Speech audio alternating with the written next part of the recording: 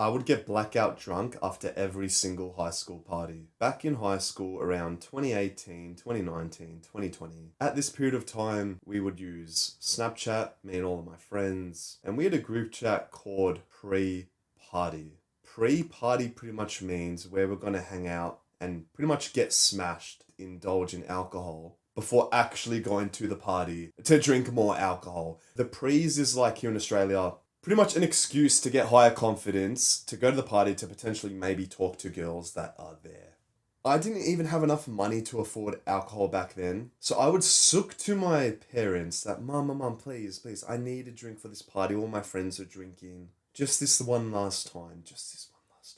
I wouldn't work. I had basically no money. And my mum was like, Adrian, did you see what happened last time? It wasn't pretty. Last time, referring to me forgetting how I actually came back home one night. Please. Last time. I'm not going to drink again. This is the last party. I rarely get invited to parties, Mum. Which was actually true. I was always the plus one and would sook to my friends to invite me to go to the party so I can get smashed as an excuse. So I told my mum that this is the last time. Okay, here, take $20 so you can buy a 4-pack. And I tell her, what? Only a 4-pack?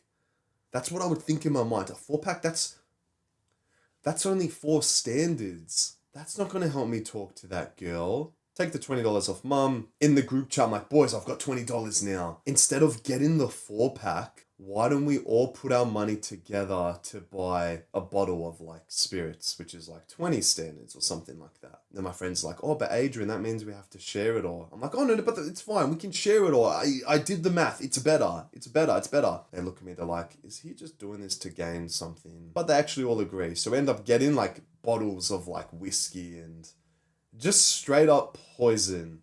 Keep in mind, this period of time, I was skinny fat. I was low confidence. I had this identity of, oh, I'm the gym junkie that still needs to rely on alcohol to feel more confident and doesn't have that self-love within himself. What does a young teenager like me do? He has no understanding of how many standards is acceptable to prevent him from getting blacked out. He has no awareness and education of how harmful alcohol actually is, not only during the moment, but the long-term effects of it. I forget all of that and just think, I need alcohol to speak to this girl, that girl, and that girl. It's now Friday during the day, lunchtime at school. And all of our friends were counting the money. We're like, okay, $20, 30, 40, 50, 60. Oh my God, we've hit 100. We can buy 2 whiskey bottles and a 4-pack. Who's going to buy this? No one's 18. And I wasn't 18. Here in Australia, you need to be 18 years old to buy alcohol, obviously. One of our friends was 18, but he didn't want to drink, which is like completely normal. That's fine. But we were bad friends and would peer pressure him and say, you need to do this for us. You got to win for the team. Basically just win for our own selfish needs. And now I look back and I'm like, holy fuck. High school actually is the toughest period of life. It's actually crazy that we are stuck in that school for like 6-7 years and people get treated like this. People get picked at for all of their insecurities. Like, I can confidently and authentically sit here and say, ever since high school ended, my life has only gotten better and better and better and better and better. High school is full of anxiety, full of negative thoughts, and purely because of the fact that we're just so unaware. I myself was a bad friend. And so were all my other friends. And we would peer pressure our other friend and say, you got to get us drinks. You got to. He would actually get the drinks for us with the money we gave him. This just reminds me of that movie. What was it called? Superbad. It's literally like the same script. What the fuck?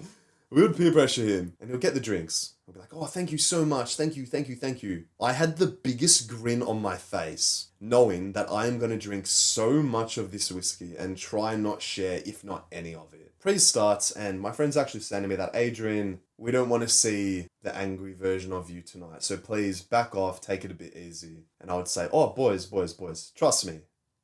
I'm done with getting blackout drunk. That's not me anymore. I've changed. I go to the gym now. I'm eating more healthy. I'm making improvements in my life. So trust me, I'm only going to have a couple drinks. 7 p.m. I say, okay, I'm going to try have 1 drink this hour. And I did that. Have 1 drink. My friends aren't drinking too much, so I'm kind of content. I'm kind of happy. The next hour, I notice my friends are drinking a bit more and it looks like they're having a bit more fun than me. Instantly, I start to feel a bit jealous, envious that they seem more upbeat and confident than I do. So naturally it feels like, holy fuck, how come they don't have any rules? This isn't fair. I want to experience what they're experiencing. Although I have in the past and I made countless of mistakes and almost quite literally embarrassed myself, I want to have fun tonight. And that's my decision. Like, my gym progress can wait. I trust myself. 8 o'clock. 9 o'clock. At this point in time, I've already probably drank like 6, 7 standards. And my friends keep asking me, Adrian, how much have you had? I say, oh, two. Boys, trust me, I'm fine. I'm fine. And I was like feeling tipsy.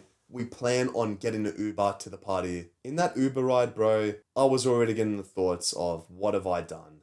This isn't positive. Get to the party. This is where all of us, our like original group, we kind of like go our own ways. We start speaking to other people, get social, blah, blah, blah. And I'm going to keep a long story short and just say it didn't end well.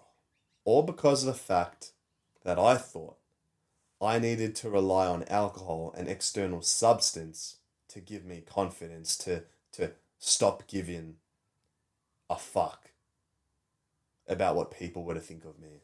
Alcohol is completely and utterly unnecessary and serves no benefit or purpose in your life.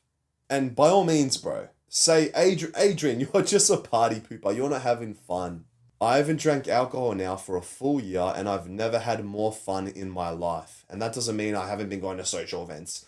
I have been. It's just that this substance, every single time I was to drink it, that fun was short-lived. And the consequences always, and I mean always, outweighed the potential pros.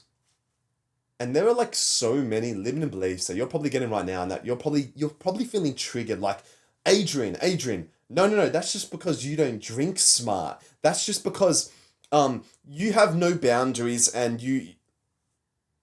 I'm gonna be honest, bro. For me, I have a really like addictive personality and setting boundaries with alcohol, but it would never, and I mean never, work well. I would say to myself, okay, 3 drinks. I would look around, I'll get envious, I'll see my friends having fun, dancing, speaking to girls, and I'm just sitting there like, this isn't fair. When in reality, it's not that anything wasn't fair. It's that I just didn't have a good, healthy, positive self-image of myself. Remember how I said I would start going to the gym? I said to myself, I'm starting to eat healthy. I was building something.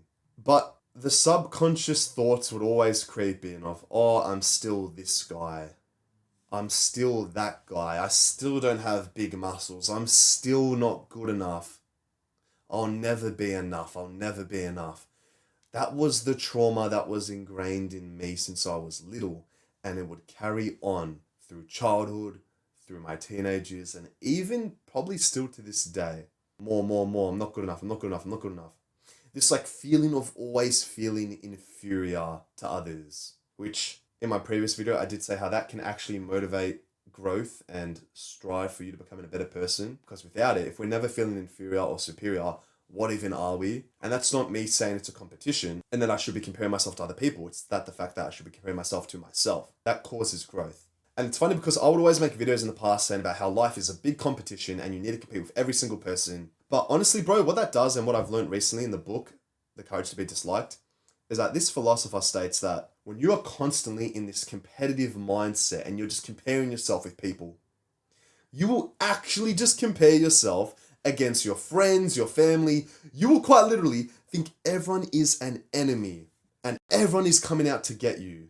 So you need to take things to the extreme. You need to get smashed and drink 10, 20 standards of alcohol, thinking that's smart, thinking that'll make you happier. But in reality, it won't. This feeling of inferiority, if that's how you pronounce it, is the biggest killer of every man's dreams. You're probably feeling inferior to me right now, saying, oh, Adrian doesn't drink. He thinks he's better than me just because he doesn't drink. He has no balance and I can still make the same progress if I drink 2 to 3 standards and have healthy boundaries. Bro, it's not about that. It's just about doing what's right for oneself. That's what self-improvement is. Self-improvement. Oneself, not others' improvement. Others' improvement. I'm going to stop drinking because of others. I'm going to start posting YouTube videos because of others. I'm going to start going to the gym because of others. It is self-improvement.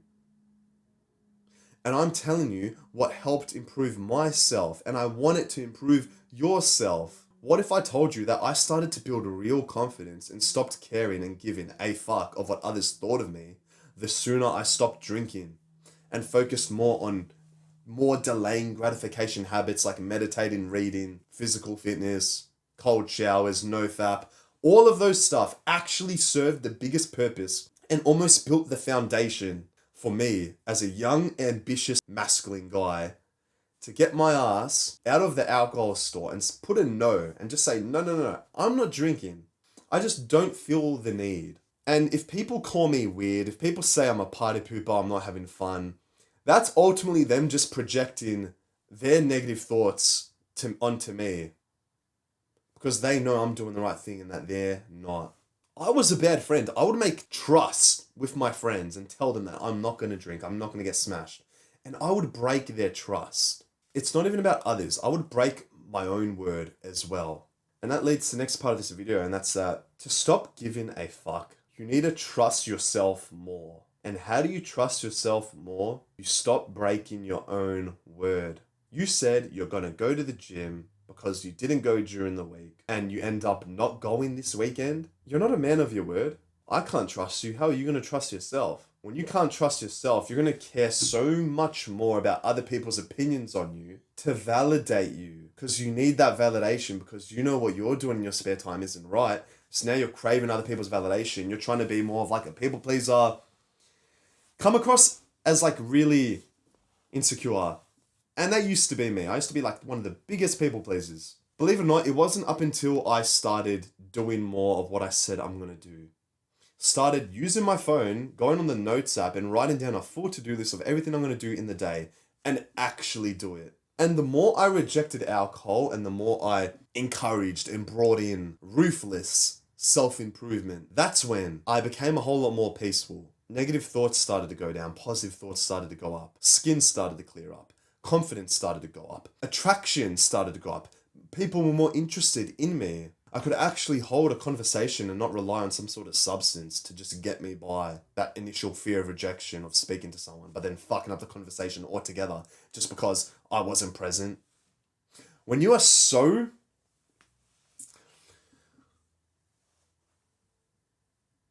deep into this trap of drinking, you think you need it to speak to girls, but realistically you need it to bypass that initial phase of fear of rejection.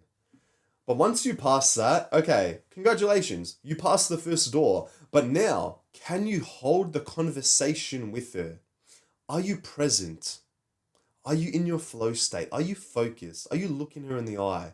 Or are you just alcoholic, drunk, and can't even spit out a sentence? Imagine the version of you who not only says no to the bad stuff, but implements more of the good stuff, gets more of a peace of mind, doesn't have to be a monk, but just sits down in his room and meditates for 2 minutes is all I'm asking. I am quite certain that is going to decrease your negative thoughts by at least 40 to 50%. And when we can zoom out and realize how much negative thoughts control the trajectory of our life, it's actually crazy because, I'm going to be honest, most people won't post content just because of all of the negative thoughts they get in their brain. Like, oh, I'm not really happy with how I look. Oh, this other person's going to see it. But what we forget to realize is that thinking like that, we are living for other people and not living for ourselves. Self-improvement is all about us as an individual. And my job is to help motivate you to make self-improvement progress faster. The sooner I stopped being a people pleaser, the sooner I calmed my own mind down, I started to learn more about not only human behavior, but how when someone says something to you, there's always a goal involved. Like, let's say a person is angry at you that you decided to stop drinking, but you try to explain to them that, what? No. Adrian told me alcohol is bad. It makes me depressed. It gives me negative thoughts. I don't want to drink it. Why are you getting angry at me? To make this a whole lot easier, the other person is getting angry at you because he's using anger as a tool to help you submit to him.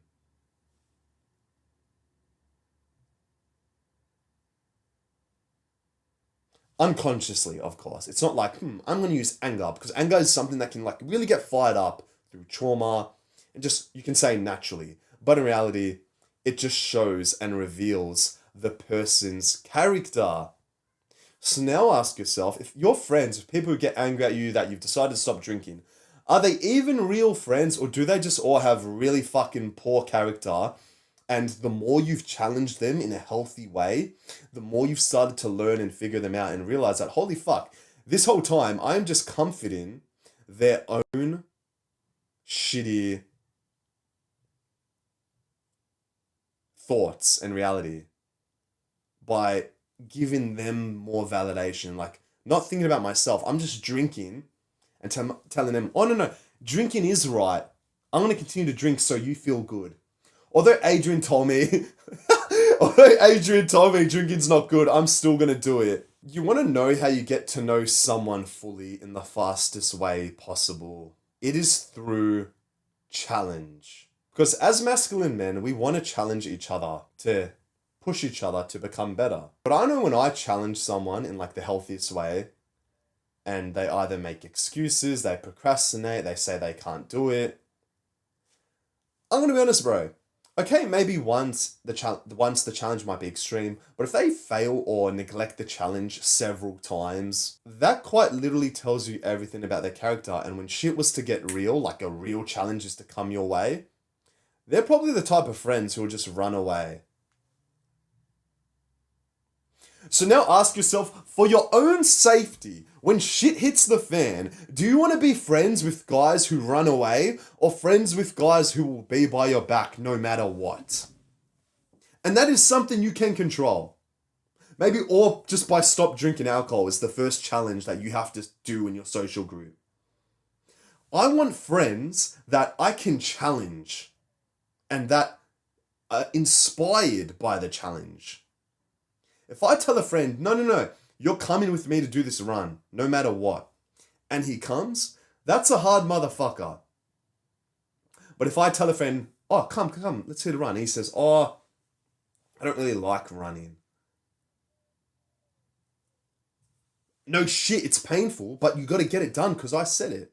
And if you challenge me, I'm going to come do that challenge. We live off challenge.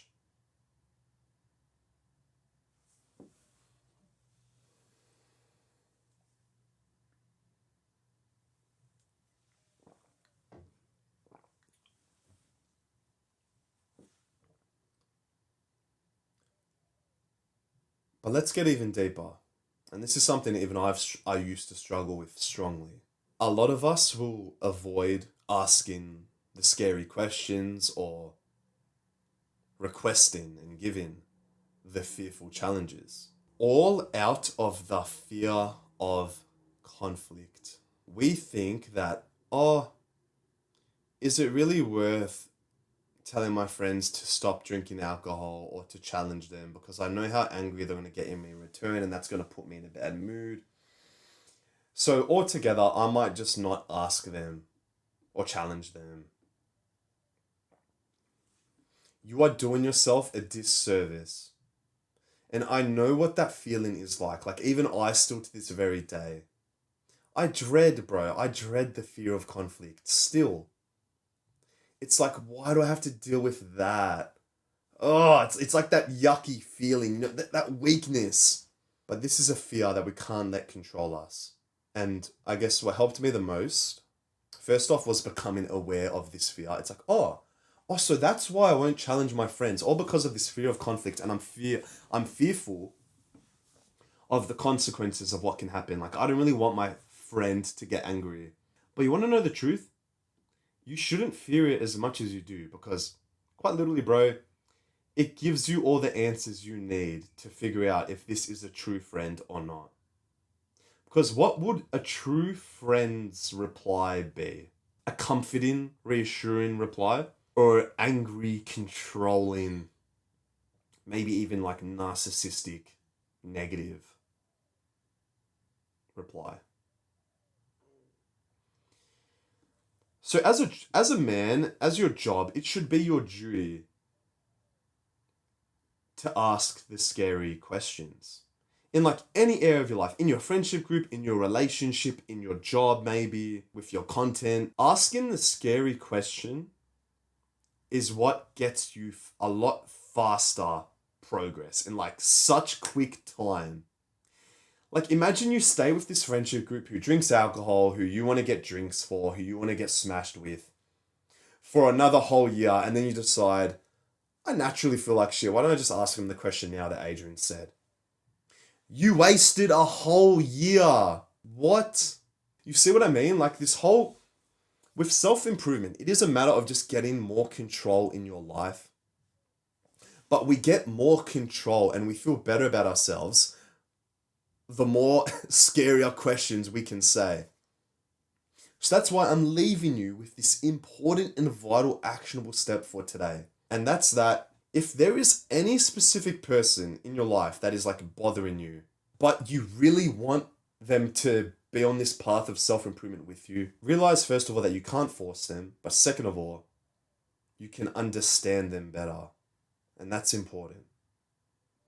So your actionable step for this video is I want you to ask whoever some sort of question that maybe even instills fear in you, but you know it's right. If it's maybe asking a question, hey bro, I don't think alcohol is really helping us that much. That's a really good question. Maybe it's saying to your friends, Mum, this job isn't really purposeful to me. It's not really... That's another scary question. A lot of us like to live to people please our parents and do whatever our parents say. But it's not their life, it's yours. And by all means, bro, I still want you to be logical and make the right decisions. Like, I don't want you to take some crazy, stupid risk. Be smart. Be really, really smart. That's why I highly recommend you journal and you write everything down first to kind of give you more of that clear, present, flow state type of mind. Because that's what I would do. And now, I swear to God, bro, every single day, every single hour, I live life how I want to live it. And that doesn't mean I've gotten broke. That doesn't mean I'm struggling. No. I'm still highly motivated to make money through business. I'm still highly motivated to make new friends. That has to be the mindset because no one else is going to get you out of that social group.